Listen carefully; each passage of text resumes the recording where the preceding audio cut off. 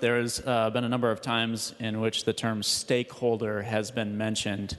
As I've worked on this bill with many of my colleagues, I want to say that when I consider a stakeholder, I do not consider insulin manufacturers to be a stakeholder. If we charge people $5,700 a year for oxygen to breathe, or if we charge people $5,700 a year for water to drink, there would be rioting. Yet for those with diabetes, we charge them $5,700 a year for the insulin that they need to live. So when I'm viewing a stakeholder, there's only one stakeholder in mind during this debate, and that's the people that need insulin to live. An insulin manufacturer decides not to follow this bill if they decide they aren't going to reimburse pharmacists, or if they decide they aren't going to set up this program for patient assistance. Their fine is $100,000 per year of noncompliance.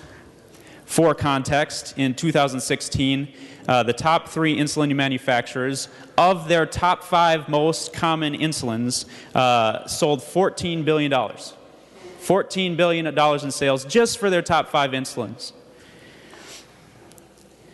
So what is $100,000 per year going to do? There's only 3 companies that make this insulin. So at most, they're each going to pay $100,000, so that's $300,000. I hope you'll follow my math.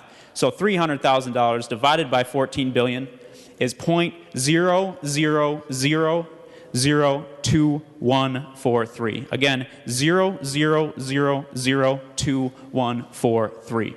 That's pretty close to zero. I wanted to provide some context in maybe our daily lives as to what that actually means. If you get a speeding ticket for 15 miles per hour over the limit, that speeding ticket will cost you $145. So you go to court to pay your fine. Your fine in this context would be less than 1/3 of 1 penny. Not much of a deterrent to speeding. And this is not going to be much of a deterrent to following the law. Here's what I bet will happen. If we put this in place, you're going to see these 3 insulin manufacturers walk in here. They're each going to write a check for $1 million and say, call me in 2030. Because they're not going to follow this. The A2 amendment would help with this. The A2 amendment would increase the penalties. It would be $100,000 per month. And then if you're still not in compliance after the 6th month, it would bump it up to $200,000 per month. In my opinion, still not enough, but I think this is a reasonable fee to get people to follow this bill. If we like this bill, if you're supporting this bill, then we should want people to follow this bill. I urge you to support the A2 amendment. All those in favor say aye. Aye. Those opposed say no. Motion prevails and the amendment is adopted.